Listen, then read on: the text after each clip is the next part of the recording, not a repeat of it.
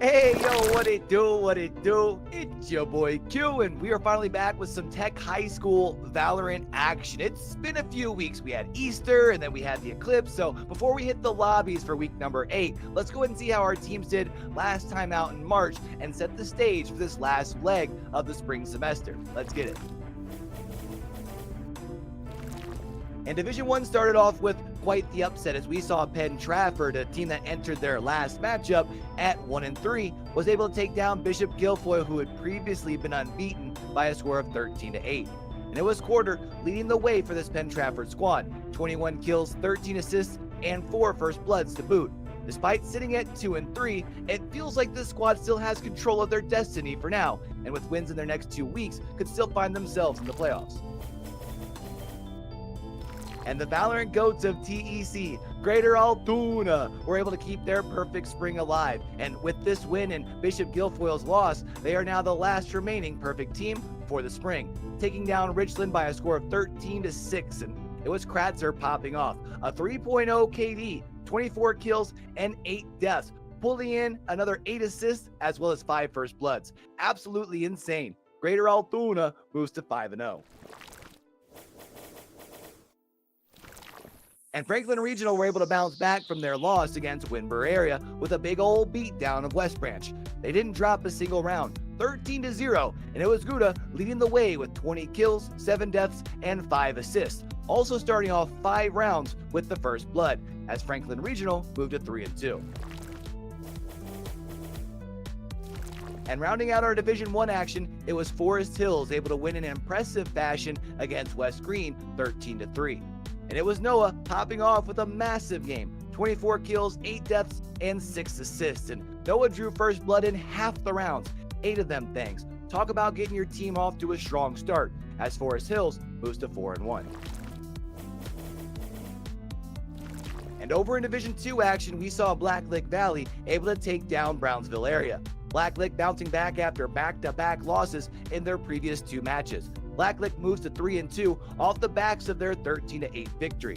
And it was Connor leading the way for the Vikings Esports squad. 25 kills, 12 deaths, 8 assists, 4 first bloods, and 3 plants. Talk about doing it all. And Hollidaysburg area were able to move up to 2-2 on the semester with a win against Albert Gallatin, what most would probably consider an upset. And it was Snubby that was cooking in the kitchen. 25 kills, 13 deaths, 4 assists, and 9, count them, 9 first bloods, as well as 7 plants. That's some good eating right there, as Hollidaysburg area wins 13-9. And it was Greater Johnstown holding it down with a big old dub against Portage area, 13-3. And when Greater Johnstown pops off, you know it's Zybrew leading the way. 40, that's right, 40 kills, 10 of which were first bloods. And Little Brody only died 5 times, a true thorn in the side of Portage area, as Greater Johnstown have now won 3 straight and sit at 3-1. And Richland were able to keep their undefeated spring going strong against the GOATs from Greater Altoona. A banger of a matchup, 13-9, and it was Swish who was hitting every single shot. 25 kills, 16 deaths, 6 assists, and 3 first bloods. Nothing but net, as Richland improved to 4-0. And while we're talking about undefeated semesters, the Panthers from Franklin Regional have only dropped 10 rounds all spring. Let me hit you with that one more again. They've lost 10 rounds through 5 maps, none of which came against West Branch, as it was a complete shutout, 13-0, just like they did to the D1 squad. Kinda crazy. And it was Unlucky leading the way for this Panthers squad. 18 kills, 5 deaths, 3 assists, and 6 first bloods, as Franklin Regional moved to 5-0. And now that we've seen how last week's action broke down, let's go ahead and see who's moved up, down, or out of our Division 1 Power 5 rankings.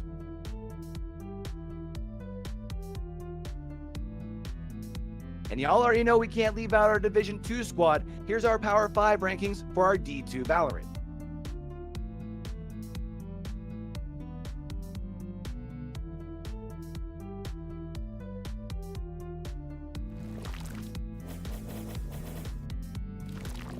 And here's our overall standings for Division 1 Valorant so far.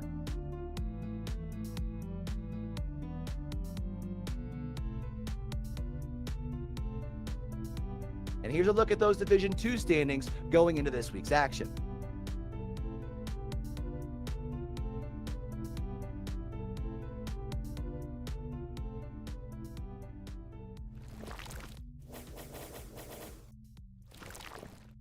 Now, if there's a particular matchup you're looking for, let's go ahead and take a look at our schedule for week number 8 so we can make sure we got y'all in the right spot to catch the action live. And in D1, we got a battle of the Titans, and we ain't talking football. Bishop Guilfoyle looking to bounce back after their first loss of the spring, but they're going to have to do so going against Greater Altoona. And in Division 2, I'm going to be keeping my eyes on Albert Gallatin. They're going to need to bounce back after a loss last week to keep their playoff hopes alive, and they got a tough draw against Greater Johnstown.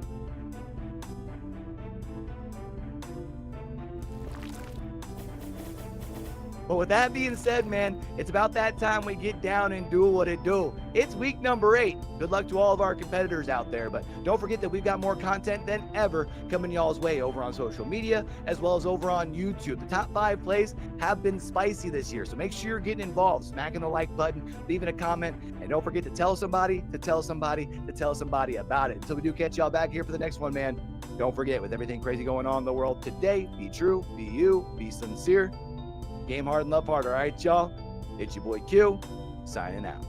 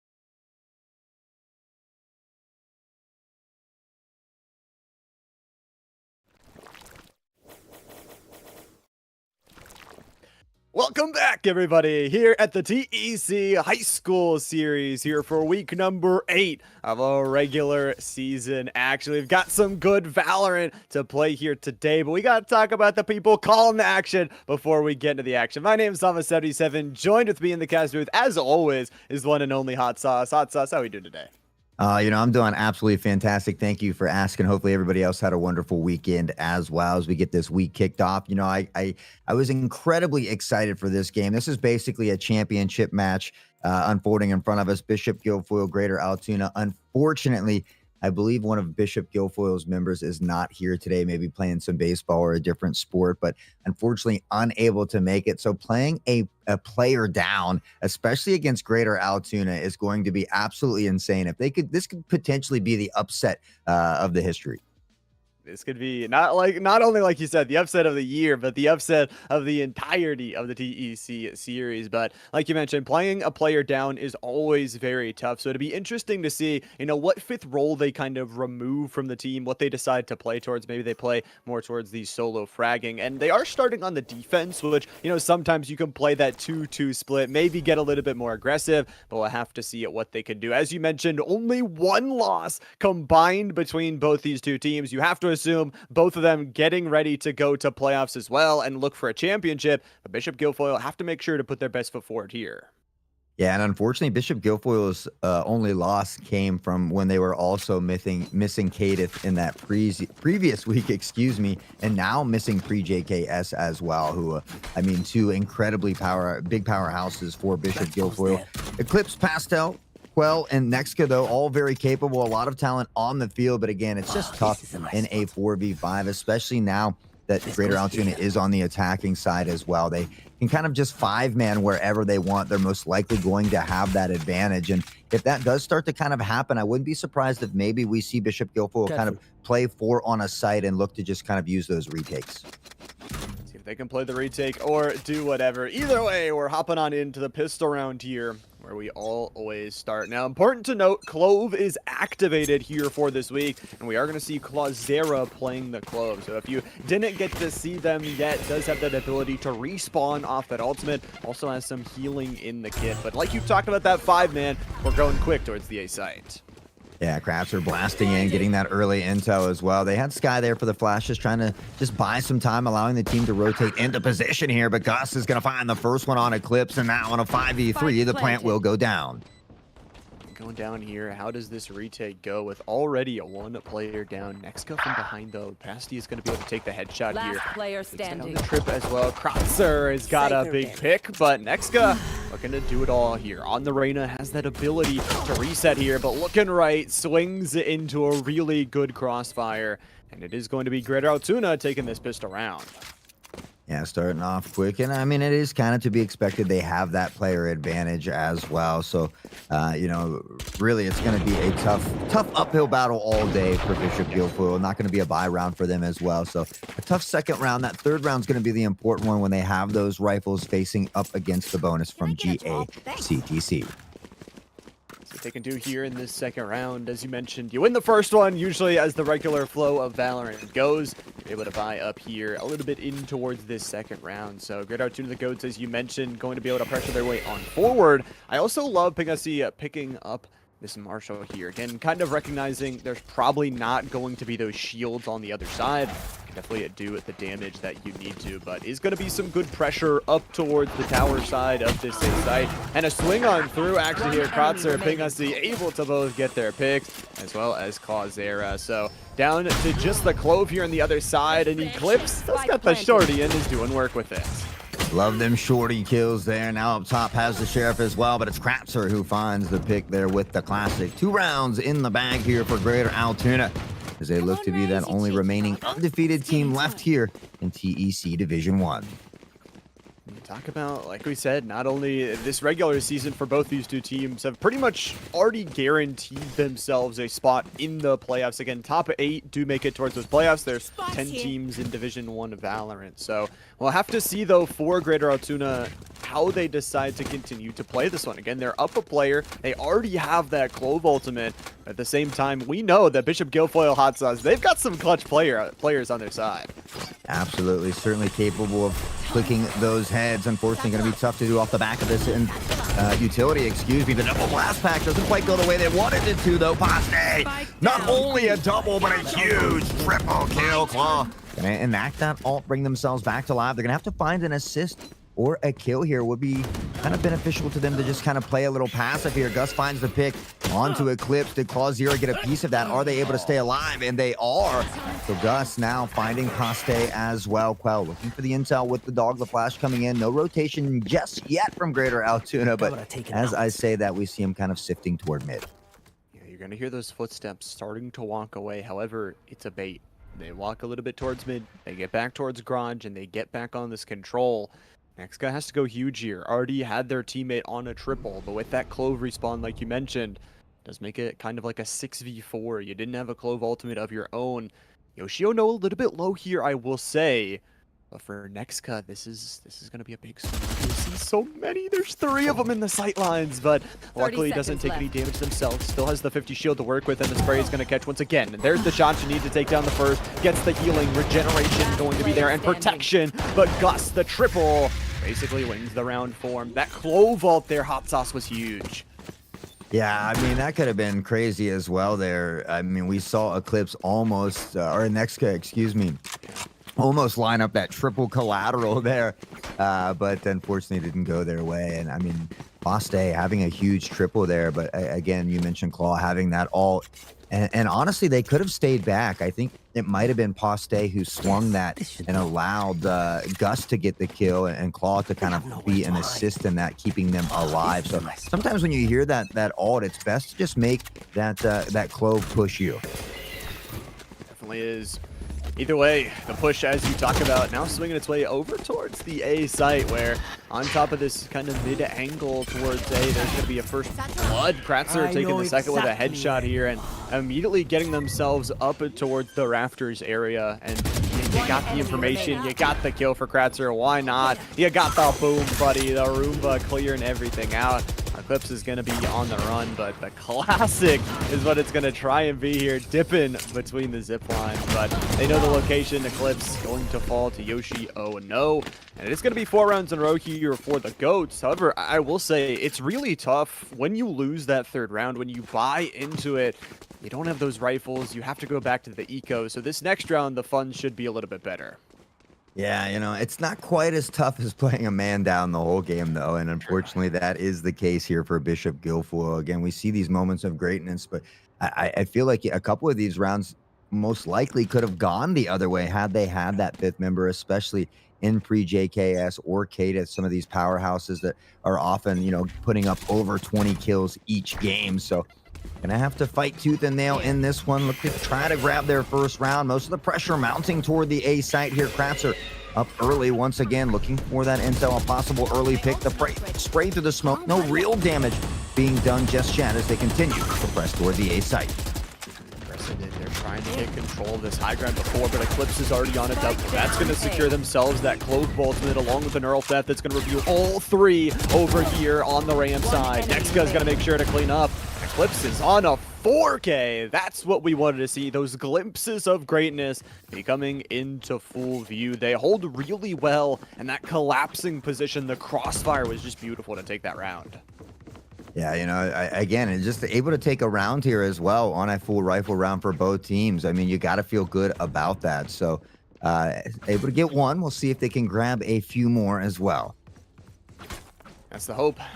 Get as many rounds as you can here. Of course, they did use that Neural Theft, but on the other side, you saw Great Altoona just using those ultimates as soon as they got them. So using any ultimate to try and get yourself an advantage can be huge. It's going to be, once again, Quell and Eco kind of on this ramp side, holding onto those sky flashes, waiting for the team to push towards this A site, and seeing already those reinforcements call towards the A site, possibly getting some screens positioning along with this high ground. It makes it tough on this A push, even in a 5v4. So you see Hot Sauce, the rotate called with immediately.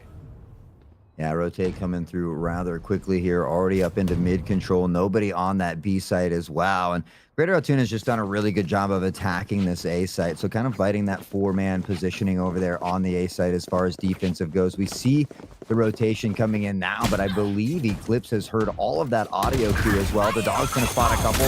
The showstopper comes out, but Paste able to stop the show itself. And now 2 more pressing into heaven. Paste swings out, finds 1 Claw in the trade. Nexka is there as well. A bit of back and forth. The ult once more from Claw, trying to get into a safe position. Has help from Pingussy as well. And just like that, the fuse from Eclipse. There's a name for that. What a play. Mad lad. Absolute mad lad. Are you kidding me? Okay, I love it. Distraction, smoke up towards the high ground, and just the defuse held there. 2 rounds in a row from Bishop Guilfoyle. And not only that, they pulled out 2 ultimates from the GOATs on the other side of the field. So now they have an ultimate advantage. They might still be a player down, but Bishop Guilfoyle is playing this matchup really smartly. Yeah, I mean, to have 2 rounds in a row, you know, when you're down by 4, and like you said, to draw out 2 ults, they have 2 of their own, and we'll see Greater Altoona look to work back toward that A site at the moment. Has Sky up top. These flashes, these birds have been great for Sky here, given a lot of early intel. Unfortunately, they're going to get one in the face of their own, and Kratzer coming in, finding the 2K, and the pressure will continue to flow onto the A site. This pressure is going to be here, 5v2. Clawzera, 27 bullets in the mag, has One possibility enemy to push through remaining. and get both. Nice ECC, That was their best. and Eclipse will pick up 1, but doesn't matter. It is the round win once again. The GOATs get back on track here for their 5th round on the attacking side. However, early picks, I feel like, is what really swung that round. The ramp control has been something huge throughout this entire game, where even and again, in a 4v5, with the skill level of these Bishop Guilfoyle players, if you don't push in, if you don't play very methodically, those rounds, like we've already seen, can get swung very quickly. Yeah, and I mean, we're used to Kratzer being that fast player as well. Time and time again, we see those blast packs or even double blast pack onto site or up into ramp. There it is again, quickly into the sky, caught in the bird. The flash is there, but a bit late, and Claw finds 1 as well. 2 quick picks here from Greater Altoona, and that's exactly what we were just referencing there, Llama.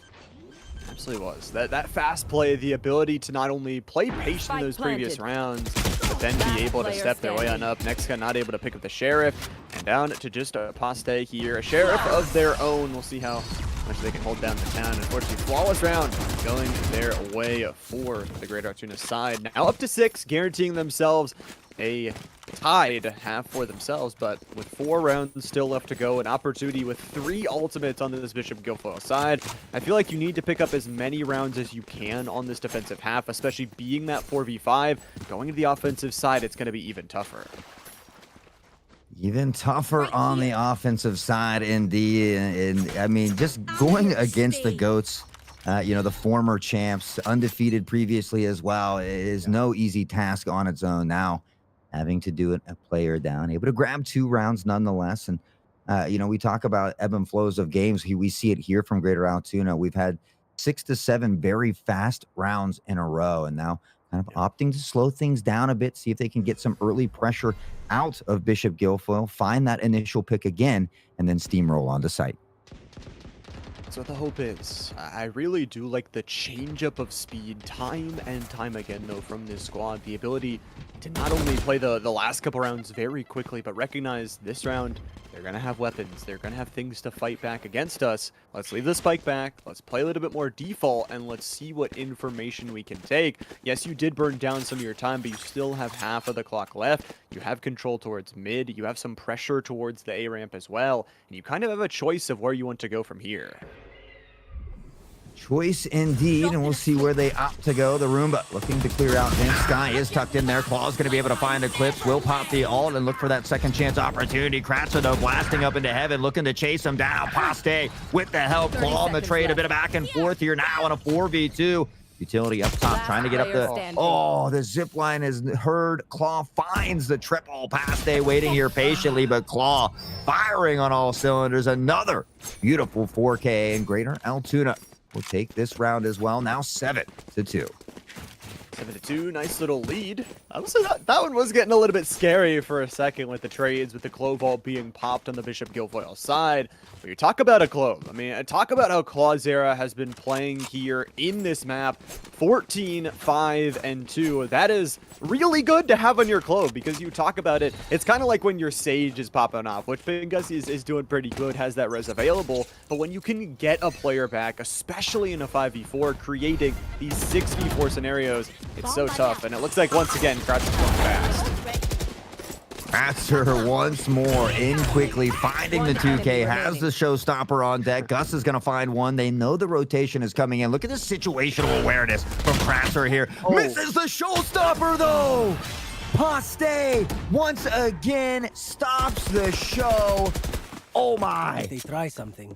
Pasta has just been making some beautiful pasta for us, man. Putting the sauce on it, putting the cheese, setting us up a nice little dish. Unfortunately, it's not the round win, but it's confidence. And I feel like that's what you still need to have, even in a 4v5. Look at those ultimates still on the other side of the field. The GOATs, they've got 4 of them, hot sauce. That's not something I'd want to be facing against.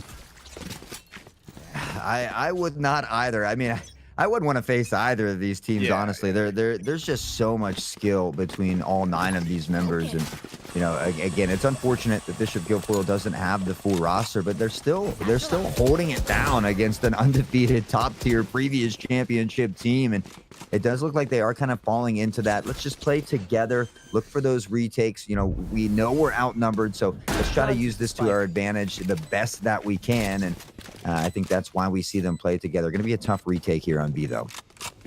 I have to see, they have the rifles, at least this round. That's the most important thing. Going to be back through the spawn area, and once again, Kratzer could go massive. Makes the swing, there's the double. How about a triple? Kratzer is dirty with it. He's got the headshots for days. That is going to just completely shut down this round. Nico maybe has a clutch factor of their own. Checking left, right, and center. Shuts down the possible Quadra. It's going to be a double back from Nico, but with that Clove reset, it's going to pop out the bird. The flash that is there. Probably knows there to the right. Jumping up and down. It is a triple, but unfortunately the spike already done. So Gus is actually going to swing it here in mid. Take down Quell at the end of this round, but talk about Kratzer, the patience and then the aim to follow. Yeah, I mean, just nutty. And then Gus just gets to put the cherry on top with a run and gun out of market there, tap into the dome, finding the final kill, now 9-2. And I mean, maybe if Bishop Guilfoyle can take this round, they could call upon the gods for the curse of the 9-3. I do love the 9-3 curse, and it's looming in the air if they can take this round. It looks like, once again, as you mentioned kind of at the start of last round, playing together through the ramp once again. It is going to be the hold, the A hold. Reyna also pushing up through the ropes. Quell is going to get traded out immediately, but did take down Kratzer, which is, again, a lot of speed. However, the squids are popped and the res is there, so into a 5v2 scenario, it's going to be a tough hold.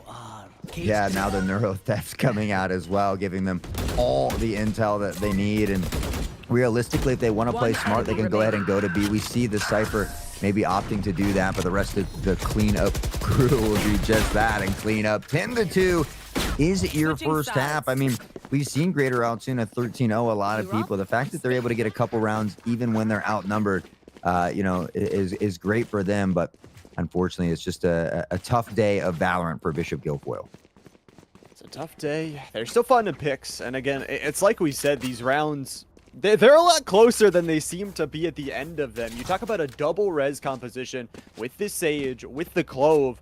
Every single time it feels like Bishop Guilfoyle is still being able to fight back, but the player advantage going the way of the Greater Altoona Goats squad. We'll see how their defense side works out. Again, this pistol round is probably a must-win here for Bishop Guilfoyle if they want to start their attacking side right. Dropping smokes. Indeed, indeed. We'll see if they can start this off right here, pressuring up through on the other side. It looks like they had a shorty, and it's Kratzer with the shorty indeed. Claw will find another. The rotation coming in. Reyna, though, lurking through that B garage, potentially has an opportunity to find the plant, but Sky has already worked their way back toward B. Should spot them momentarily. Head-to-head. If Reyna can win this battle, she could find the plant, but the blind is there. The shots ring out, and Yoshi will capitalize. Nice little flawless play here. And 11 for the Greater Altoona undefeated squad, as they want to add their 7th win towards their record. They want to solidify themselves as the #1 team, defend their title, and look towards playoffs again to try and do it again. Either way, for Bishop Guilfoyle, this round's going to be kind of stinky because you didn't win that pistol round. The funds are not going to be there. A little bit of a force up because they know. I mean, it's probably win now or the map is over. Yeah, you know, and again, it's just it's a tough place to be in. Bishop or Greater Altoona, you know, undefeated last year, winning champs as well, looking to go undefeated again this season. They're just an incredibly talented team with a lot of talented members. So, you know, this disadvantage does hurt you, but I mean, they're good at winning. They're good at Valorant, and this is what they do time and time again. They play so well together, whether it's on offense or defense. They certainly have built up this team chemistry. They have strategies for each map, and they come in with a game plan every single week. And I feel like they execute it flawlessly almost every time. I don't think I've really seen them make consistently big mistakes. Mistakes haven't been there. Maybe just, again, dealing with some of those players with, you know, multiple other things going on, which is, you know, it's not a bad thing. It's really nice to see all these players not only playing different esports, which we see multiple times from a lot of these players, but also playing different sports, like you talked about, baseball or whatever it may be. Either way, we're headed here into round number 15. Greater Altoona, a chance to close it out. Oh, and Ping up top, finding one, looking for a second, can't quite get it as Quell will find the trade. Kratzer back and forth with the Outlaw, swaps to the Classic, finds another. Blast packing out here to mid, but Eclipse will take Yoshi, who was pushing out of B main there, so maybe looking for that little 360 scope here as Kratzer going for the trick play, trying to bless the stream with the flick of the wrist. Can't quite hit that one though, Llama. Doesn't connect, but the 2v1 here is going to connect for Kratzer. It is the 3K to end things out. Nice GGs here in the chat. Nice showmanship here from both of these two teams. But Greater Altoona, they're going to pick up the win. They are going to solidify themselves as the #1 team. I don't think anyone else can catch them here at the end of the season. Obviously, for Bishop Guilfoyle, it's not the end of the world, right? They were 4-1 going into this matchup here today. It is 1 loss on the record, but they're guaranteed to make playoffs, and this could be a matchup we could see in the grand finals once again. Yeah, absolutely. I mean, you know, it was unfortunate Bishop Guilfoyle playing not really down 2 members, right? We didn't have JK, and we didn't have Kadith as well, Quell filling it in there. So, you know, it's just a tough position to be in. They had a similar situation last week where Kadith was out as well, and they lost to Penn Trafford, which was their first loss on the season. But hopefully the stars will align. All these students can be for these games, because we're going to see Bishop Guilfoyle in the postseason as well. I think, you know, if they have their full roster, this is a much, much closer game. Sure, you know, the GOATs are the ones to beat right now. You know, someone has to show us that they can beat them. But if there is a team, I would think it is that full roster of Bishop Guilfoyle. We saw them through the first 4 or 5 weeks play lights out, really just dominating the competition. So hopefully, if all goes well, maybe we can see both of these teams a little bit later in that postseason run with their full rosters.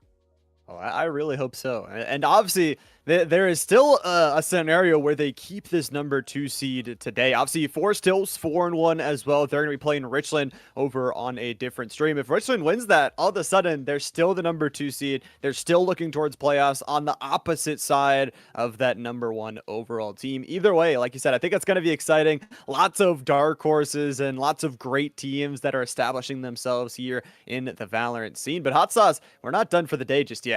Yeah, that's right. One exciting game in the bag. We do have one more for you. We are going to have to take a short break to get the players loaded into the lobby, but please don't go too far. When we come back, we'll have West Branch taking on Boyertown.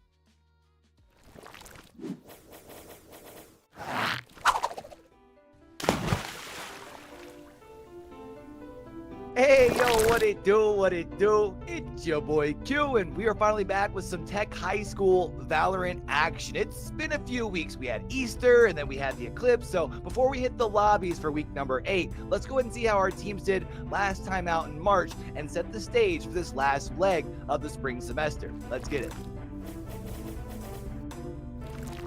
And Division 1 started off with quite the upset, as we saw Penn Trafford, a team that entered their last matchup at 1-3, was able to take down Bishop Guilfoyle, who had previously been unbeaten, by a score of 13-8. And it was Quarter leading the way for this Penn Trafford squad. 21 kills, 13 assists, and 4 first bloods to boot. Despite sitting at 2-3, it feels like this squad still has control of their destiny for now, and with wins in their next 2 weeks, could still find themselves in the playoffs. And the Valorant GOATs of TEC, Greater Altoona, were able to keep their perfect spring alive. And with this win and Bishop Guilfoyle's loss, they are now the last remaining perfect team for the spring, taking down Richland by a score of 13-6. And it was Kratzer popping off a 3.0 KD, 24 kills, and 8 deaths, pulling in another 8 assists as well as 5 first bloods. Absolutely insane. Greater Altoona moves to 5-0. And Franklin Regional were able to bounce back from their loss against Winburn area with a big old beatdown of West Branch. They didn't drop a single round, 13-0, and it was Gouda leading the way with 20 kills, 7 deaths, and 5 assists. Also starting off 5 rounds with the first blood, as Franklin Regional moved to 3-2. And rounding out our Division 1 action, it was Forest Hills able to win in impressive fashion against West Green, 13-3. And it was Noah popping off with a massive game, 24 kills, 8 deaths, and 6 assists. And Noah drew first blood in half the rounds, 8 of them things. Talk about getting your team off to a strong start, as Forest Hills moves to 4-1. And over in Division 2 action, we saw Blacklick Valley able to take down Brownsville area. Blacklick bouncing back after back-to-back losses in their previous 2 matches. Blacklick moves to 3-2 off the backs of their 13-8 victory. And it was Connor leading the way for the Vikings Esports squad. 25 kills, 12 deaths, 8 assists, 4 first bloods, and 3 plants. Talk about doing it all.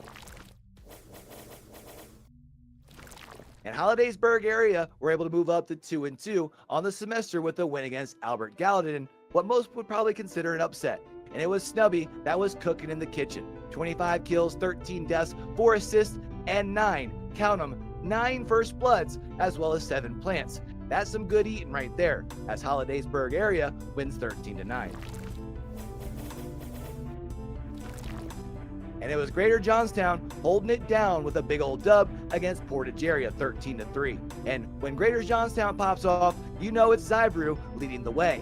40, that's right, 40 kills, 10 of which were first bloods. And Little Brody only died 5 times, a true thorn in the side of Portage area, as Greater Johnstown have now won 3 straight and sit at 3-1. And Richland were able to keep their undefeated spring going strong against the GOATs from Greater Altoona. A banger of a matchup, 13-9, and it was Swish who was hitting every single shot. 25 kills, 16 deaths, 6 assists, and 3 first bloods. Nothing but net, as Richland improved to 4-0. And while we're talking about undefeated semesters, the Panthers from Franklin Regional have only dropped 10 rounds all spring. Let me hit you with that one more again. They've lost 10 rounds through 5 maps, none of which came against West Branch, as it was a complete shutout, 13-0, just like they did to the D1 squad. Kinda crazy. And it was Unlucky leading the way for this Panthers squad. 18 kills, 5 deaths, 3 assists, and 6 first bloods, as Franklin Regional moved to 5-0. And now that we've seen how last week's action broke down, let's go ahead and see who's moved up, down, or out of our Division 1 Power 5 rankings.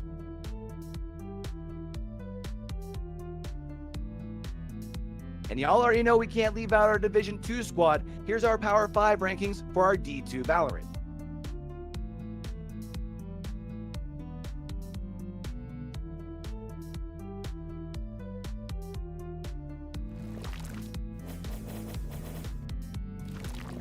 And here's our overall standings for Division 1 Valorant so far.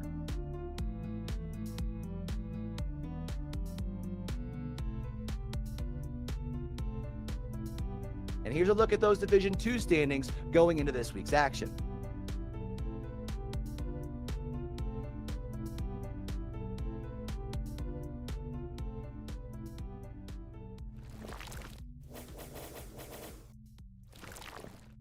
Now, if there's a particular matchup you're looking for, let's go ahead and take a look at our schedule for week number 8 so we can make sure we got y'all in the right spot to catch the action live.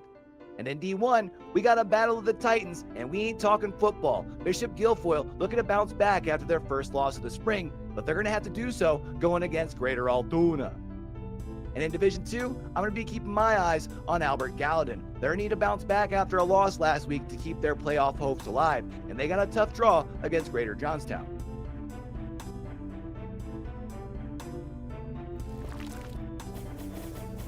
But with that being said, man, it's about that time we get down and do what it do. It's week number 8. Good luck to all of our competitors out there, but don't forget that we've got more content than ever coming y'all's way over on social media as well as over on YouTube. The top 5 plays have been spicy this year, so make sure you're getting involved, smacking the like button, leaving a comment, and don't forget to tell somebody, to tell somebody, to tell somebody about it. Until we do catch y'all back here for the next one, man, don't forget, with everything crazy going on in the world today, be true, be you, be sincere.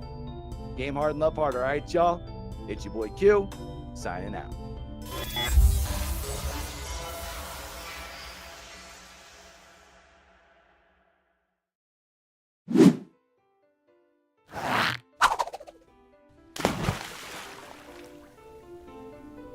Hey, yo, what it do, what it do? It's your boy Q, and we are finally back with some TEC High School Valorant action. It's been a few weeks. We had Easter, and then we had the eclipse, so before we hit the lobbies for week number 8, let's go ahead and see how our teams did last time out in March and set the stage for this last leg of the spring semester. Let's get it. And Division 1 started off with quite the upset as we saw Penn Trafford, a team that entered their last matchup at 1-3, was able to take down Bishop Guilfoyle, who had previously been unbeaten, by a score of 13-8.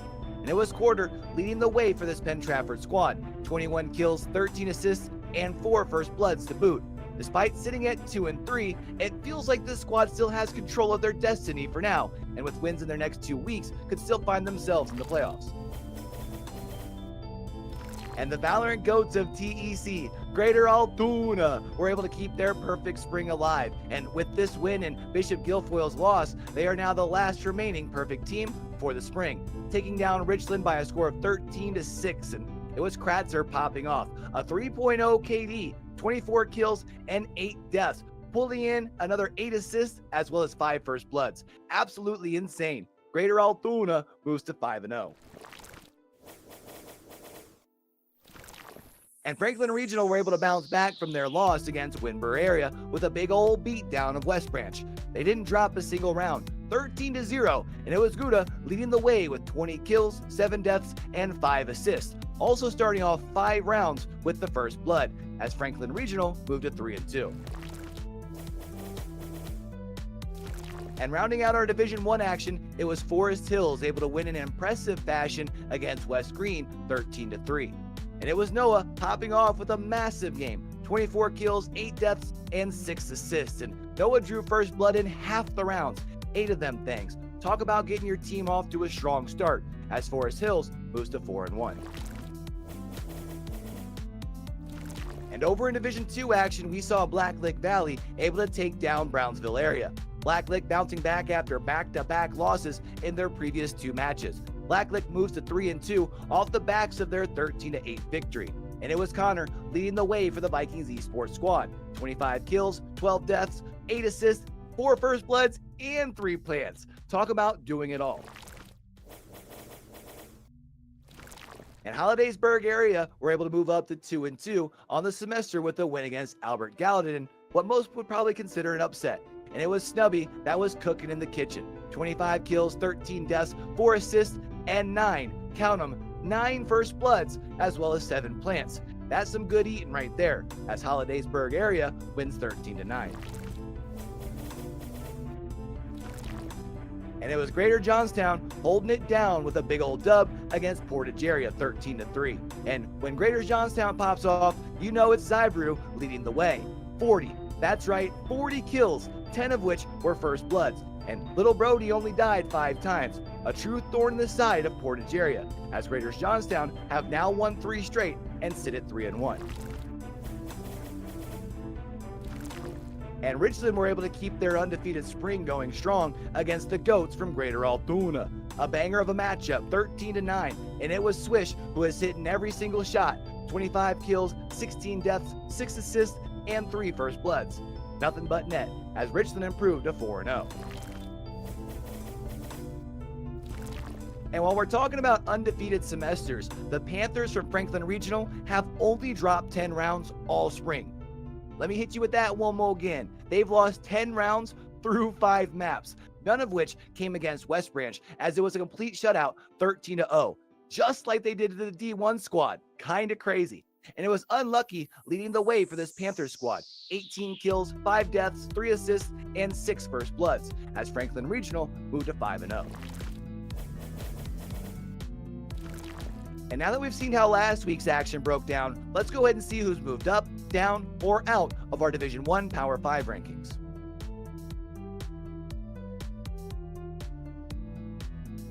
And y'all already know we can't leave out our Division 2 squad. Here's our Power 5 rankings for our D2 Valorant.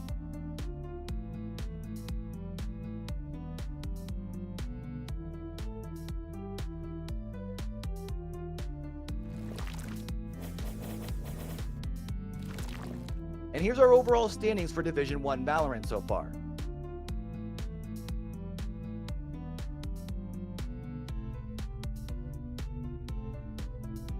And here's a look at those Division 2 standings going into this week's action.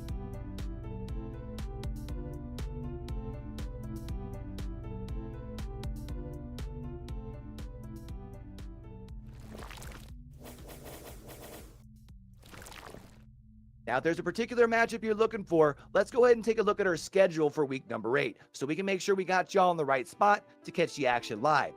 And in D1, we got a battle of the Titans, and we ain't talking football. Bishop Guilfoyle looking to bounce back after their first loss of the spring, but they're going to have to do so going against Greater Altoona.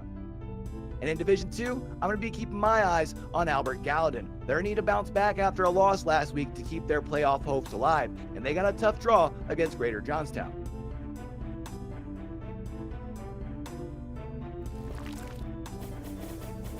But with that being said, man, it's about that time we get down and do what it do. It's week number 8. Good luck to all of our competitors out there, but don't forget that we've got more content than ever coming y'all's way over on social media, as well as over on YouTube. The top 5 plays have been spicy this year, so make sure you're getting involved, smacking the like button, leaving a comment, and don't forget to tell somebody, to tell somebody, to tell somebody about it. Until we do catch y'all back here for the next one, man, don't forget, with everything crazy going on in the world today, be true, be you, be sincere.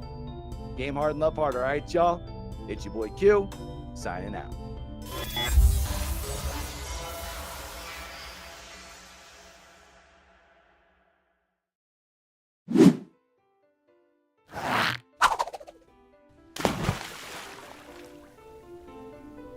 Hey, yo, what it do, what it do? It's your boy Q, and we are finally back with some TEC High School Valorant action. It's been a few weeks. We had Easter, and then we had the eclipse, so before we hit the lobbies for week number 8, let's go ahead and see how our teams did last time out in March and set the stage for this last leg of the spring semester. Let's get it. And Division 1 started off with quite the upset, as we saw Penn Trafford, a team that entered their last matchup at 1-3, was able to take down Bishop Guilfoyle, who had previously been unbeaten, by a score of 13-8. And it was Quarter leading the way for this Penn Trafford squad. 21 kills, 13 assists, and 4 first bloods to boot.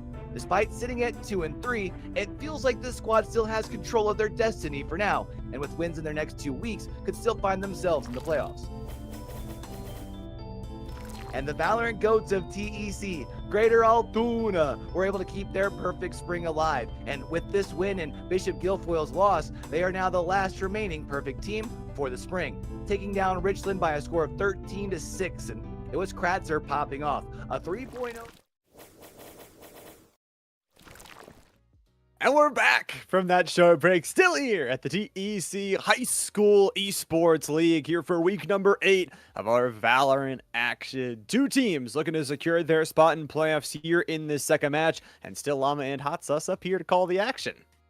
Yeah, you know, both of these teams are unfortunately kind of at that bottom of the standing list, but very close to that playoff contention. Boyer 1-3, West Branch 0-5. So I know there's a couple makeup games and things happening in the weeks to come. If West Branch could steal this game away today and possibly win one more, they could find themselves just sneaking into that playoff position.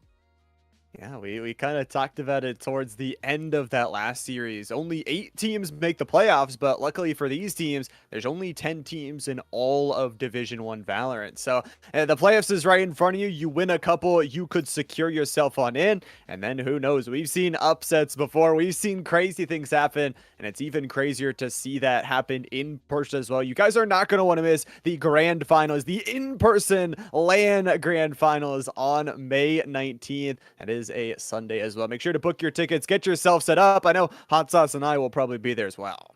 Yeah, you definitely don't want to miss it. I've had so much fun at the recent LAN events, and just getting to be able to put faces to gamer tags and meet parents and kind of be a part of that community is just a ton of fun. So you certainly don't want to miss that. But again, we've got to get through these last few weeks and these playoffs before we get there. Again, West Branch taking on Boyertown today. We will be headed back to Split as well. And this time we'll have a 5v5 at least, Lala.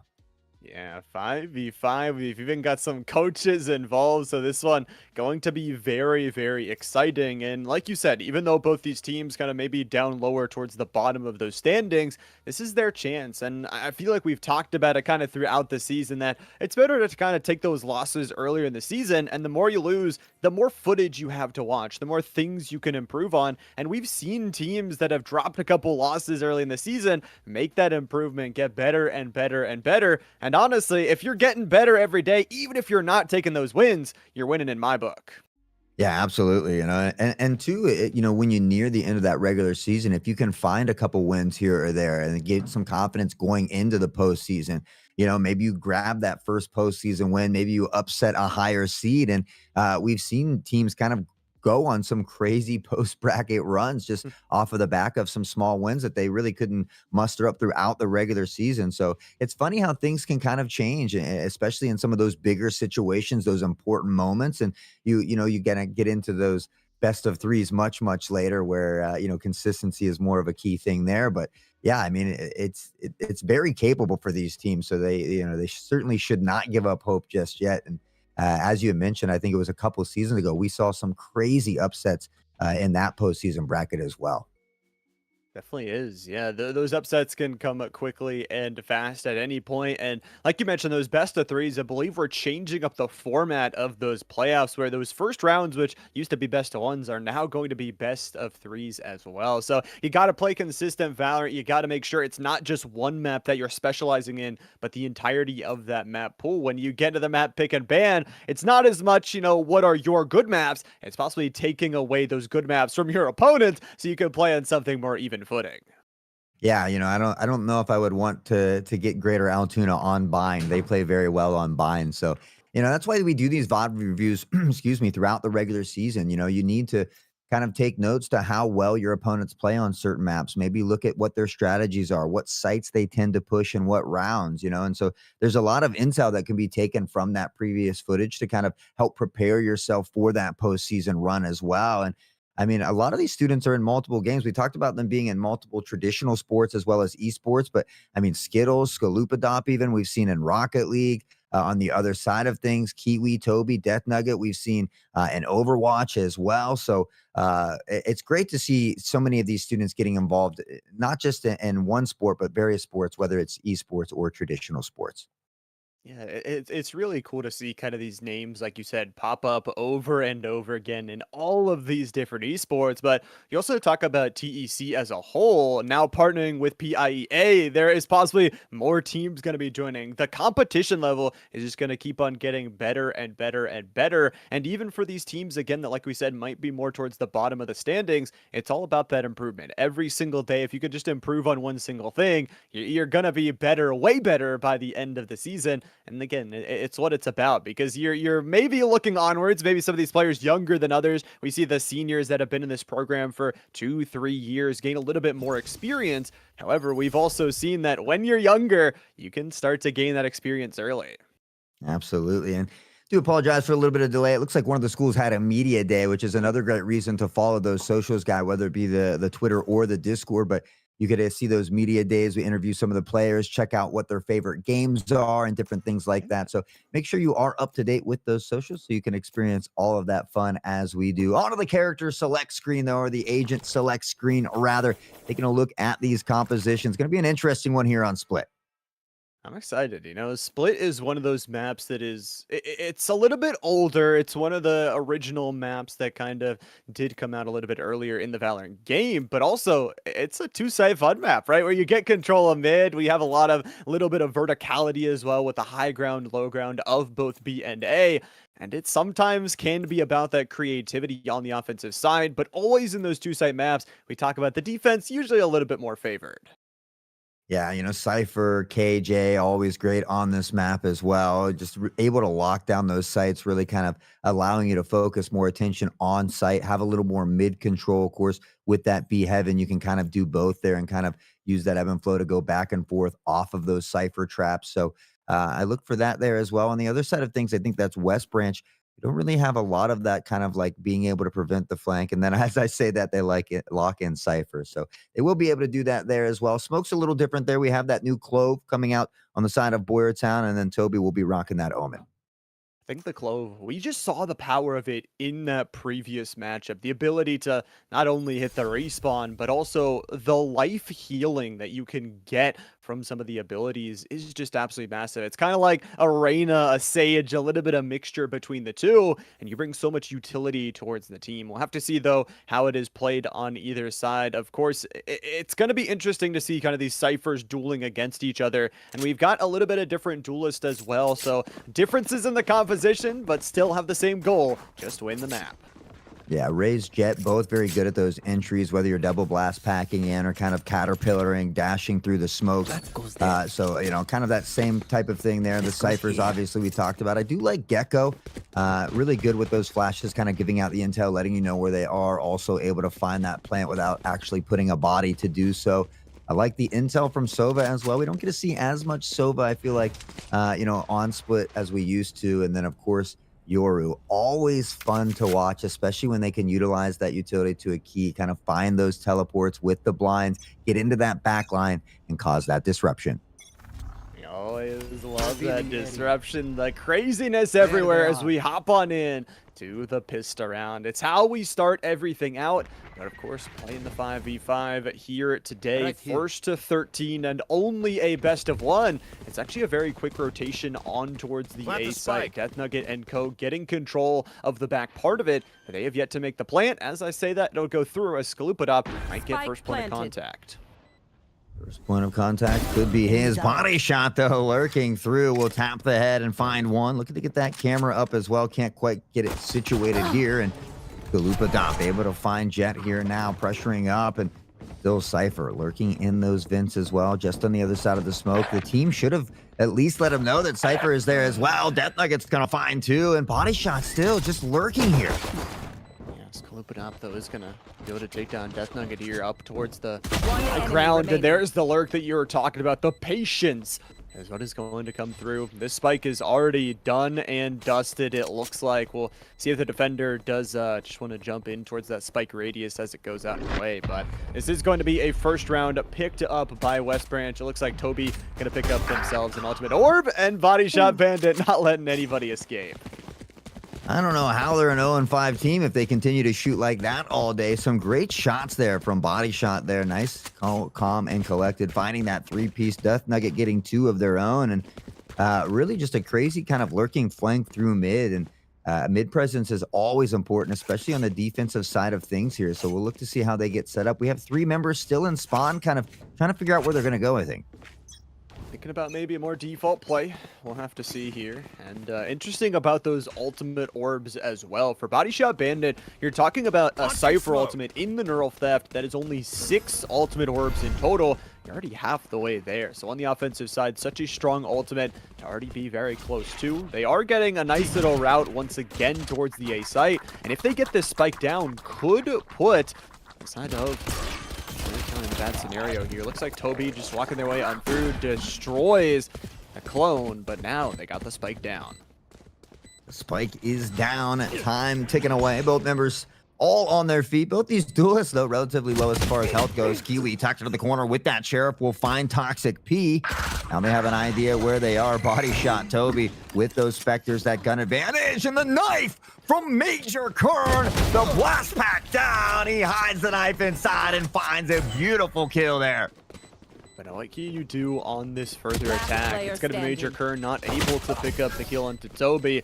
And Duck Nugget able to close out the round. So maybe some confidence with the knife play. But it will be 2 rounds in a row here towards the West Branch side. Gotta say, a lot of space being given up towards the A site. It feels like Boyertown just trying to play a little bit more of that retake strategy. But they're giving up a lot of space early in this round. Yeah, I think they're trying to play off of those Cypher traps and things like that. Unfortunately, they're just not really connecting and allowing them to get on site a little too early. So, you know, that's just the way the cards fell that time. Of course, you know, that second round, you know, they've expected to win. They did have the bye there. So this is that important round here for Boyertown. It's a big one here. Of course, nice little purchases. Exclusive going to be sitting themselves on the backside of A. There's a nice little pickup there with the classic Death Nugget in no man's land with teammates trying to back themselves up on ramp. A Spike down double, A. 2 HP. All that is left here. But now what is going towards the ramp? It looks like Booty able to take one more down, turning this into a 2v2. You look at the HP bars.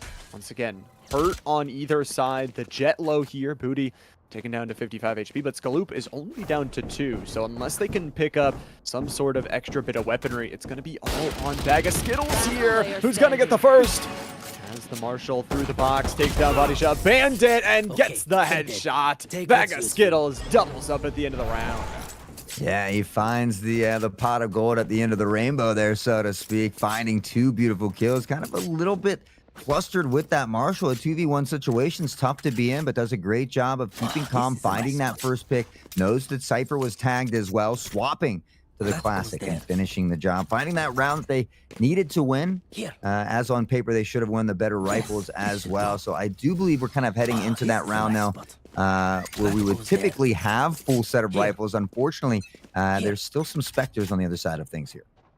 Still some Spectres in the inventory here for Boyertown. I mean, Skilbertov had 7.5k. Interesting. We'll see if they didn't want to buy their teammates, maybe save those credits for another round. Either way, West Branch, they are going to have the better buy in this one. Full shields for every single member. Bulldogs on 2 and full rifles on 3. A nice little paint shells there. Actually, possibly going to do some good damage. Nice little dodge out and away. Boyertown biding their time, slowly putting the pace on in and through. West Branch, though, as they lurk around here towards the B garage, they haven't made any sort of movement just yet, but slowly putting in the smokes and slowly taking space onto this site. Slowly about to press onto the B site here. There are some trips lurking around as well. Toxic on the other side of the smoke. We can see those one ways from Cypher as well, and this could dissipate soon. Omen potentially looking to teleport, but the smoke falls and Skittles finds a huge 3k body shot. Will eventually get that trade back, but now in a 4v2, Booty will be spotted because of the smoke. Knows he's close, and the flick from Skittles. A 30 seconds 4k left. searching for the ace. What a nasty display of skills here. Oh, Major Kern blast pecking in, maybe looking for the knife play once again. They want to give him the A's. Bag of Skittles, just the duel behind the wall. 13 bullets to get it done. 15 seconds left on the round. The push is going to go on through 10 for this seconds left. Ace. And the swing is there with the blind. Bag of Skittles with a bag of bodies. Yeah, you know, I thought he got the pot of gold at the end of the rainbow last round, but it just keeps getting better and better here for Skittles. Now finding an ace in round number 4. Just an absolute banger of a job there from Skittles, excuse me. 7 and 2 as they find these rifles again. And on the other side of things now for West Branch, the economy has dwindled away. We see a set of Spectres. We see a Sheriff and kind of deciding on what armor to use. Remember, they kind of want to stay around that 1,800 to 2,000 mark, ensuring that everybody can buy a full buy the following round. Maybe try and have a better buy in the next round. Again, just detrimental, like you said. Going into that round, it was economical advantage towards West Branch. A bag of Skittles, as soon as that smoke dissipated on that B site, was able to pick up a triple. Now it's going to be some pressure towards A. It looks like, again, just playing more towards that retake factor. Better weaponry in the hands of Boyertown, but all of West Branch are walking together. Bag of Skittles is going to get a first little notice. First little trade going their way. It is going to be a tripwire trigger towards the backside, but stuck with the knife out here. The pressure actually working so well from West Branch. Talk about a triple. Talk about a way to start out the round. However, the spike not down and actually in no man's land. Yeah, Brimmy able to sneak his way through there, find some big picks. Body shot has spotted one, has the sheriff though a bit of trouble. Skaloop finds another, and just like that, Skaloopadop looking to turn things around. Toxic tucked here as well. We can see the camera, the flash doesn't quite get the bounce they need now in this 2v1 here. But not a lot of health. Thrasher maybe looking to offer some assistance. The teleport comes in, but is it enough? No! Toxic not able to get away. If Skaloopadop can hold this angle though, it looks like Gecko not even going for that. Will drop right down, and Skaloop waiting. Perfect timing here as they're now up 3-2. 3-2 advantage going Boyertown's way. However, scary. I gotta say, man, that quick flank rotation to cut off the decisive exit through the screens area was just beautiful from West Branch, especially on, like we talked about, an eco round where they don't have the most money in the world. Now you talk about a round that you could equalize out this game. You did some damage to the economy. However, Skaloopadop is sitting on a pile of gold. 8.7k credits. But this round could be a big decider. Yeah, a lot of money and a couple alts here as well for Boyertown. Brim has the alt as well. Could potentially play for that post plant. A lot of space being given once more as they push their way up A. Has been spotted near that CT side as well. And again, the swing coming together. The blind is there though, but nobody's swinging on the opposing side, so they are able to get up into ramp. Toby feeling fearless. Pressure's on by, runs by one. Toxic able to collect here now. The player advantage favoring West Branch at the moment, but Major with a showstopper will find one more. Really, whenever they get these ultimates, to pop them. 5v3. Player advantage here. Bag of Skittles just popping shots. Won't find anybody on them, but you talk about only 50 seconds left here for the attackers. You're going to have to look for this flank play. And oh, the timing! It's good, at least from West Branch to equalize things out. Death Nugget can go for the trade. Hits the legs. Now in a 2v2. However, their teammate picks up the duel. Now a 2v1. They have their choice of where they want to go. However, the health bars are not healthy. 30 seconds left. 100 HP, 50 shield to work with. And this spike is floating its way over towards B. The question, Skaloopadop isn't going to get any sort of thing here on the flank. But maybe Booty Slayer popping these knives doesn't have the most HP to work with. You look left. Yes, you do. There you go. Turns it into a 1v1. Spike planted, so Skaloop should know there's only one member left here. Could go head-to-head here as Brim has creeped their way up alley. The swing, it's there. Has been spotted. Skaloopadop has the favor in health as well. Looks to rotate around toward that alley, keep him locked down inside here. And with that, the dart is the intel, but he already knows he's there. Potentially looks to fake the defuse and find a little more here, but a good job here by Brim. Able to back off. The dart doesn't quite hit. Has to play for that ult. We talked about that ult being used for proposed plant. We get to see it used here, Llama. Going down the spike towards the second level and doesn't even let him get back to it. Death Nugget, the 3K, the headshot to end out the round. And we are all tied up at 3s. 3 all, 6 rounds in. As we move to round number 7, though, once again, money starting to be a little bit of a problem here for both sides. It's not the fullest value you would have wanted, but this is a round number 7 that both want to scrap into. Yeah, I'm loving the back and forth between these two teams, looking to find that as we close to that postseason, that last playoff spot that is available there, that 8th seed. So love to see these two teams duking it out head-to-head right now. Some slow pressure here at A site with a little bit of mid presence.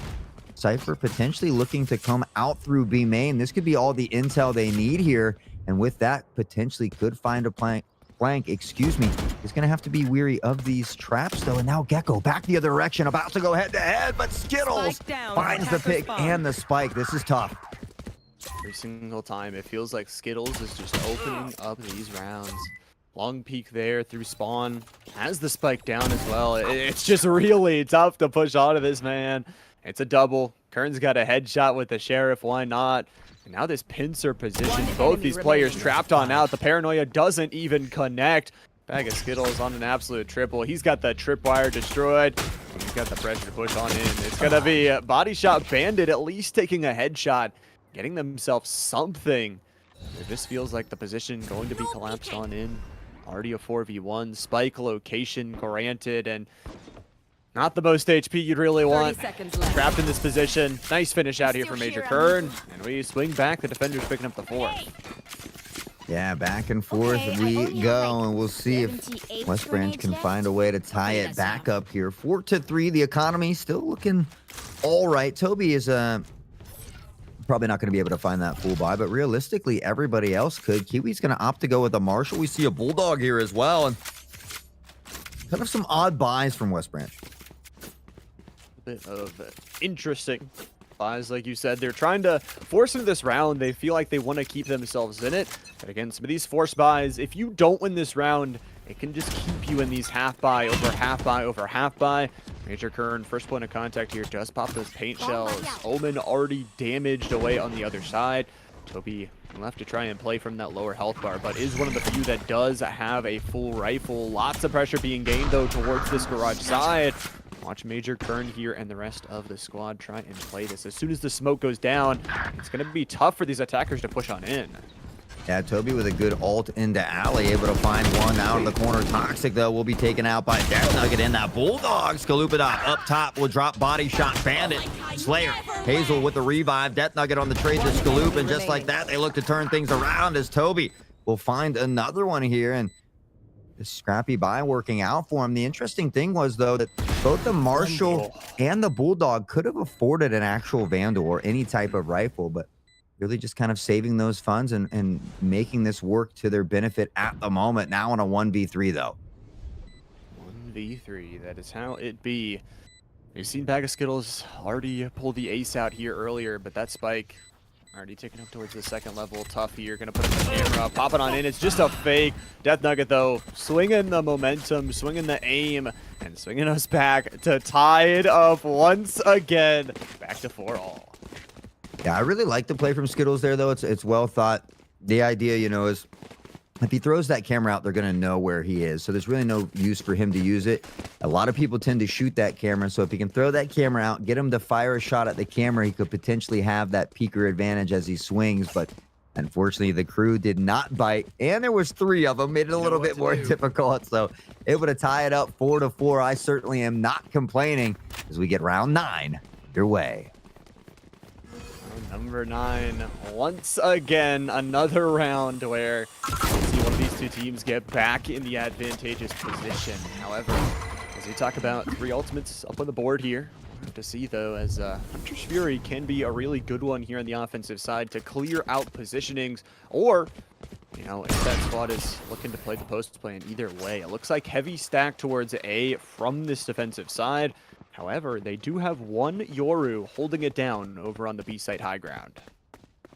Yoru looking to hold it down all alone. The rotation is coming in rather quickly, and wonder if Yoru was able to hear any of that intel into garage through that corner, if he was just out of distance. Cypher now setting up, Sova rotating back this way as well, and with all of that space still given an A, I would like to see him have kind of a lurker over there to pick up this flank, because Clovis got so far up here that they know it's not going the other direction. Skalupadot, Death Nugget, both finding 2 apiece.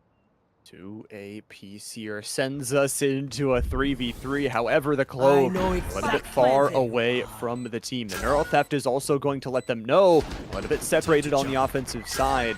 On the defensive side, rather, pushing on towards this site. It is going to be possible contact in through this little bit of dimensional drift information gained, ping out every single player. Major Kern won their gun duel with just a ghost in the hands, but I feel like might be a little bit too slow here. Again, Hazal was rotating all the way back through this garage area. They are going to no. One Body enemy shot remaining. bandit will take a little bit of damage, and Major Kern, the triple up, the defuse in time, and man, the back and forth is just unstoppable here, Hot Sauce. Yeah, I mean, they as soon as they take a round, the other team takes it back, and I mean, it's been a long time since we've really seen an overtime in Valorant. At least thinking back, I can't remember of anyone recently, but we very well could be in store for that here today. Both these teams very evenly matched, and you love to see this type of competition here in TEC. Yeah, it is definitely what you love to see. It's what we love, like you mentioned, because we get more Valorant to watch. I mean, who doesn't love some more Valorant? I know we do. On to round number 10. Another one where we could go back and forth. The tide's turning either way. This time it will be interested to see, though, where West Branch decides to go with this offense. If they want to go back towards this B site, they've had some success getting into site, but less success holding onto it. Whereas the A site, I feel like Boyertown done such a good job. And talking about doing a good job, Major Kern has got this operator that already has a pick. Yeah, one pick down, dashing into middle. The noise is heard. Booty dropped down to 27, but body shot bandit will pressure into the vent and alleviate Major Kern. So the op will go down the spray. Not quite good enough here as Hazel able to collect Booty. Had that better rifle in hand. Skittles gets one as now. Death Nugget on the swing. Finds one. Gets another. 10 health remaining. Mono has to go against this nearly full health Clove. The other problem is as well, it doesn't have the spike. Back in mid is where it lies. 10 HP though in a dream. Don't you ever forget about the dream. 'Cause it can become a reality. Right here, right now. So it's got the swing, gets a 3K of their own, and Death Nugget, valiant effort there. But that spike dropping early actually kind of messed up the round for West Branch. They couldn't get the pressure they wanted, and they had to kind of circle back towards mid. Yeah, I was kind of surprised that the spike went mid as well. We had people pushing through B main, and they were able to get on site as well. Unfortunately, the spike did go mid, was dropped there, and it's just hard to get back there, especially once they have that heaven control as well. So just doing a good job, Boyertown doing a good job of locking that down and capitalizing. Brim obviously just didn't have much health, so it was a tough position to be in. But 2 rounds left before halftime. We'll see if they can get at least one more here. We'll see if you can get another here for Boyertown, guaranteeing yourself a winning defensive half. Of course, like we talked about, these 2-side maps usually a little bit more defender favored, but the creativity has been there from West Branch to break open for them. Major Kern sitting on the extra little bit of rafters side. Toxic P can be dropped first. Death Nugget goes in for the double, actually assisted by their teammate. Now they've got control of this B site. I like this play a lot more than the previous walks through Garage, because you look, now it's a 5v2. This is a very winnable round. Yeah, they did a great job of pushing together, using that number advantage to a T, and now Death Nugget able to find another triple. See Cypher up top, Skittles lurking around the corner, will spot one, the spray is there, collects through the wall, and now Body will swing and find the trade. 6-5. 6-5, Last back round and before the forth switch. we go. And we're going into the last round before this swap, where West Branch will go back out of the defensive side and Boyertown on towards the offensive side. Any ultimates, any money, you can't save towards that second half, so you got to use it or you are going to lose it. 4 ultimates up and available. Major Kern, though, watching towards mid, has this operator. Yeah, he's been incredibly dangerous with it in some of these previous rounds. We'll see if you can find these early picks yet again. This time the camera may be being used for that intel. So the dart will come in. They have spotted, potentially could fire a few shots to the wall. Kern looking for Toby, but Toby just barely escapes to safety here, down into sewers. A lot of this pressure right now mounting toward the A site.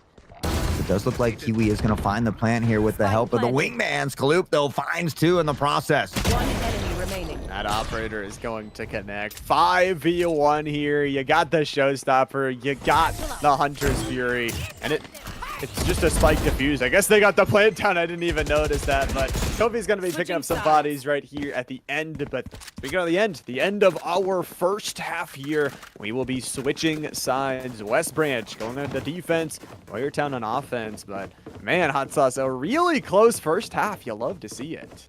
Yeah, Kiwi was able to find that plant with the wingman there, so they did get it down. Unfortunately, both those members so far away at mid there. Cypher knew they could find that easy defuse, but still a solid half from West Branch, especially seeing as how these two site maps tend to be a little more defensive. So 7-5, if they can have a nice pistol round here to start things off, they could potentially find themselves all tied up yet again. Oh, I would love to see a tie. I just want to see some more Valorant rounds, and I just hope we get blessed with an overtime. Either way, we talk about the stakes on the line once again. And Skalupadop, nice little opener there with the classic. Again, for West Branch, haven't had a win yet in the season, but this could be the first to start to something amazing. Nice little shutdown of the Dizzy, and then the look towards the high ground. Major Kern with the teammates. They've just absolutely flooded this A site. And Boyertown, they want to take the pistol round of their own all down to the Booty Slayer. It has to be an ace to win this round. An ace indeed, and maybe, you know, if they could find that ace, it'd be a little revenge for that knife that they had to deal with a little bit earlier. But again, I mean, there's just so many members left here standing. The bomb or the spike is ticking away as well, and you don't really want to save a ghost either. If you can maybe potentially find a weapon to pick up, but saving a ghost on pistol round, you're gonna have more money if you die, even if it's just to the spike. Yeah, and you talk about that ultimate orb, picking up some of that ultimate economy. Does look like Booty Slayer just going to escape back towards the B site. And for Boyertown, again, a great offensive win here, showing how they can go super fast. Use a couple of pixels there with the headshots and unable to take a kill. So not a flawless round because they don't get the final player, but not dropping a single player from Boyertown here on their pistol round win to get themselves to 8. They should be able to buy a little bit here in towards this next round, but we are seeing a light shield and a hero SMG from Toby. Yeah, you know, again, it's going to be a little tough. Booty Slayer not only saving that ghost, but going ahead and throwing it on the ground and buying a sheriff. I'd like to see Body Shot or someone else able to pick that up, but Booty Slayer with the clap. A beautiful clap by the sheriff, finding 2 on a shot, and that's how you start off the pistol round. Right there. What were you saying about the sheriff on Sauce, man? He's the new sheriff in town. The double up. 5v3 to start us off in a round that, again, you shouldn't win because of economy. Death Nugget is able to pick up this Marshall as well. Only 2 without shields on the other side. Hazal, the one with a light shield, might be able to survive one of those shots. That is response, seeing one. They walk by each other, give each other a nice little eye contact, but the further way forward, some tripwires to protect their flank. But look at this pincer position. Booty Slayer on a 3K. The sheriff doing damage here. They're all trapped in garage. No place to go, no place to run. Death Nugget has got their flank, and only 40 seconds to try and make a play.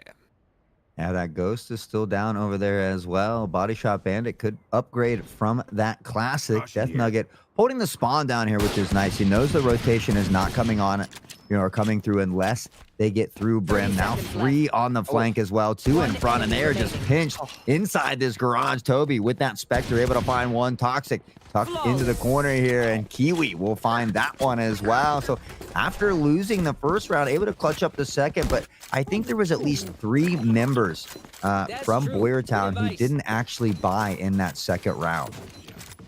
Yeah, they saved a little bit of their money towards this next one, so shouldn't be the most poor in the world for West Branch. They didn't suffer any deaths there in that round, so lovely stuff to hold the pressure on forward and now keep this half very close still. This third round going to be a big one on where this map is going to go. It looks like West Branch not really going to be investing the most in the entirety, kind of saving from what they had in the previous round, picking up that economy. There's just going to be some shots popped on through here from Death Nugget. This is a lot of space, especially with Body Shot Bandit falling.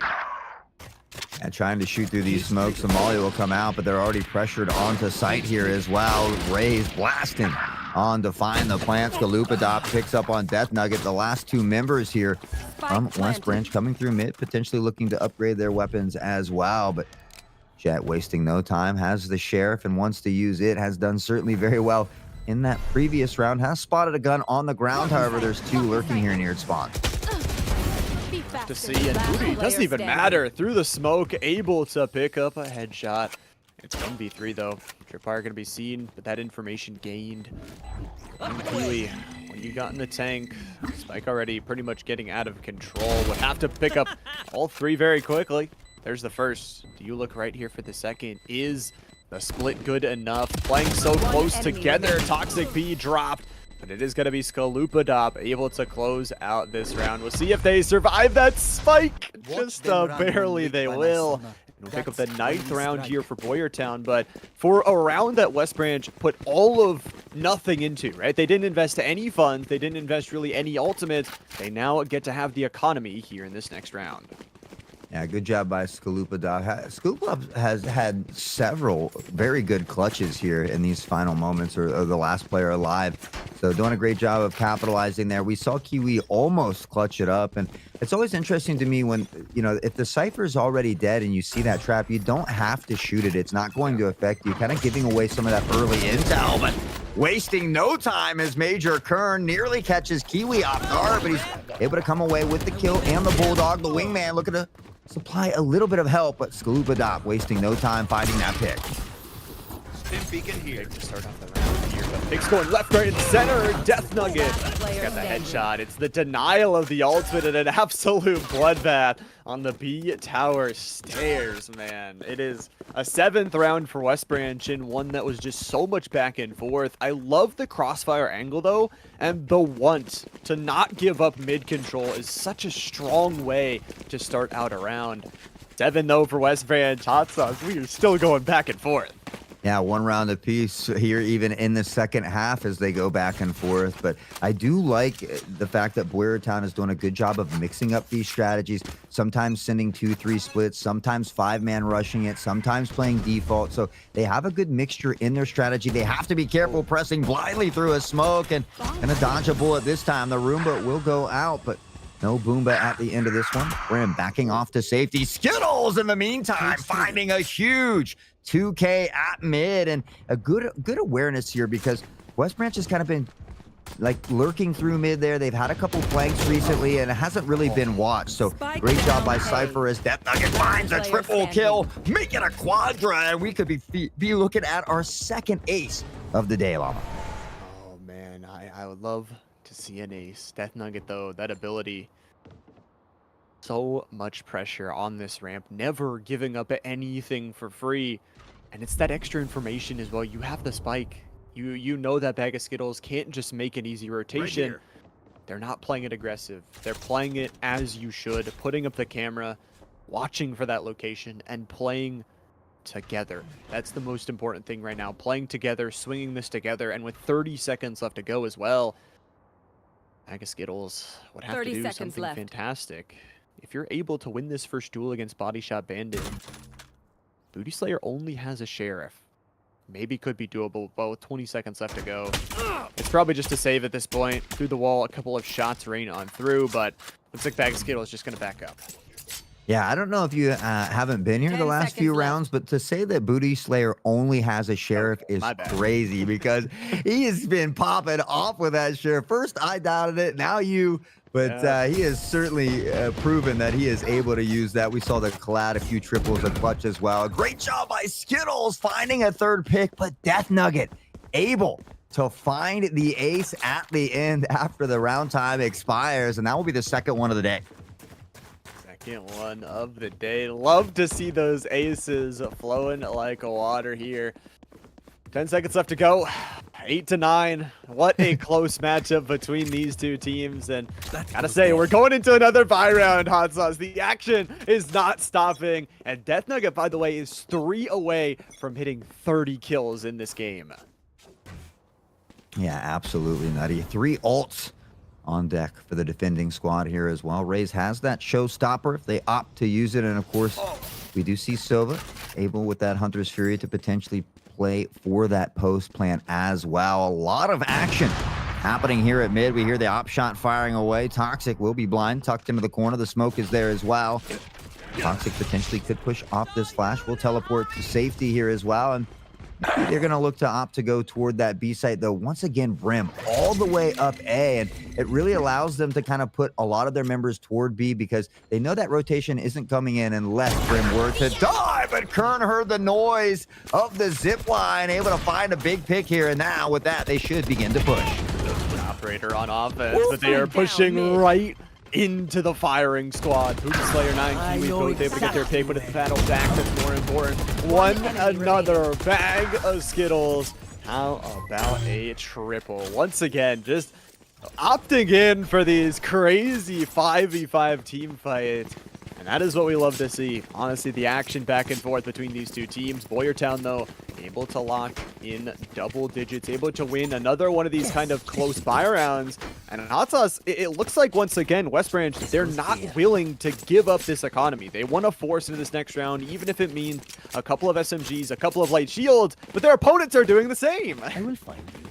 Yeah, and honestly, I mean, Toby is able to afford a Vandal here if he sells that Spectre. Somebody could buy Booty as well. So unfortunately, you know, I'd like to see them. We've seen a couple rounds where players had more than enough to buy their teammate. We'd always like to see them find those full buys together. So hopefully this round doesn't come back to haunt them. We've seen them kind of scrap into a couple rounds here already this game and somehow come out on top. So we'll see if they're able to do just that here in round 19.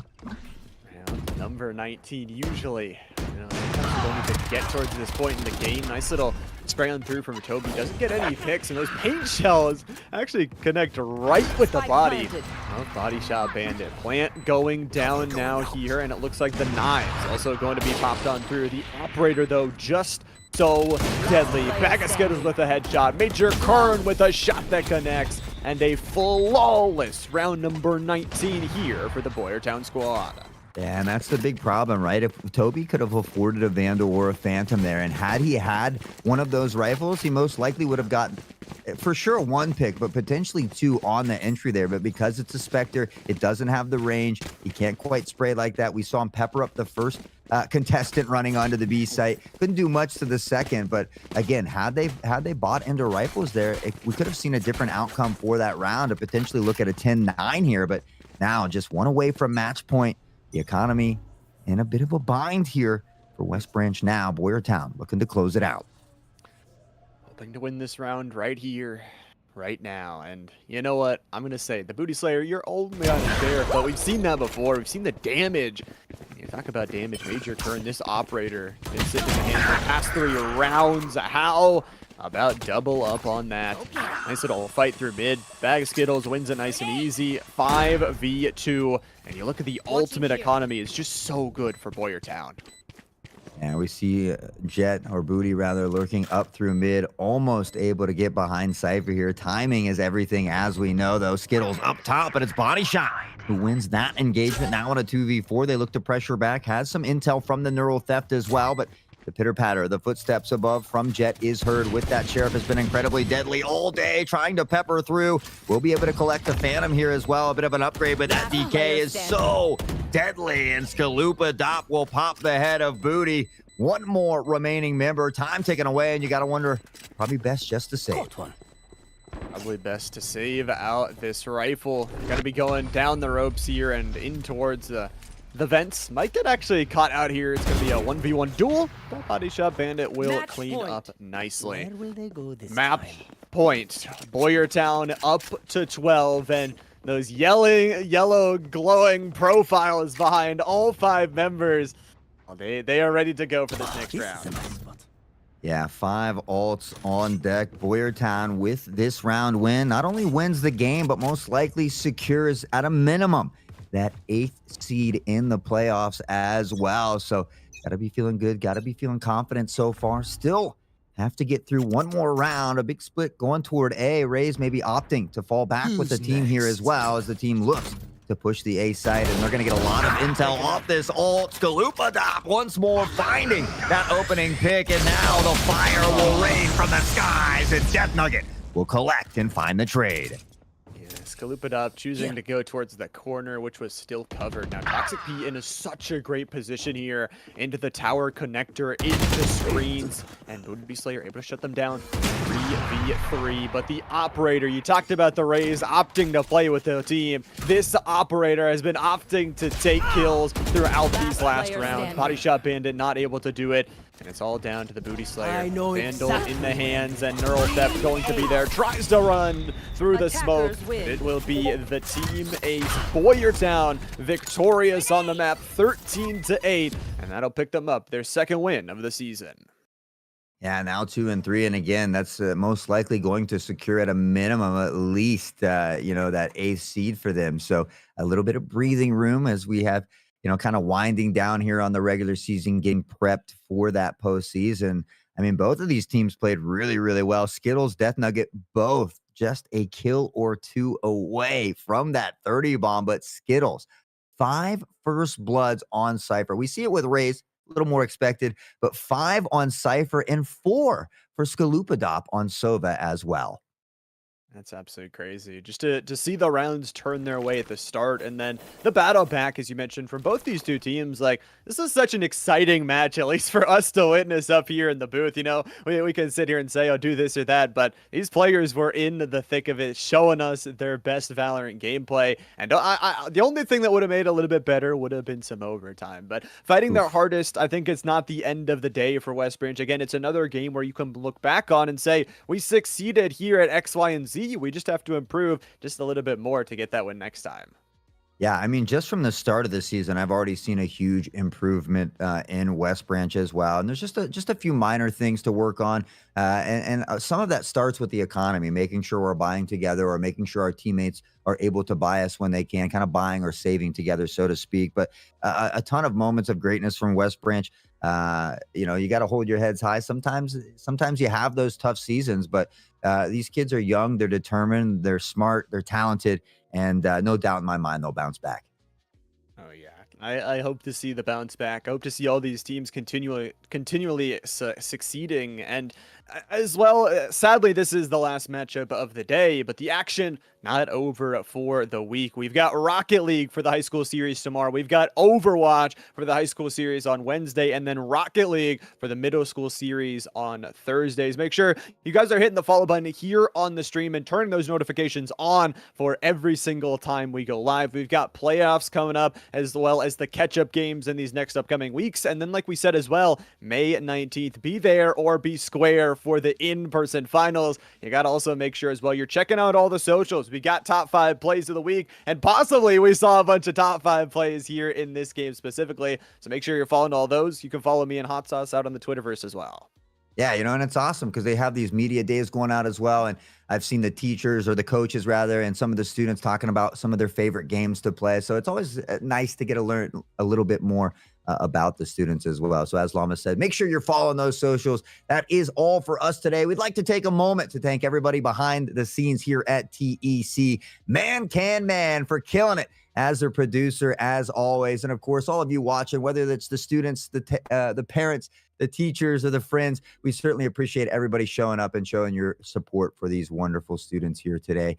Much love to everybody. We hope to see you back here tomorrow at 2:45. Take care and have a wonderful, wonderful evening.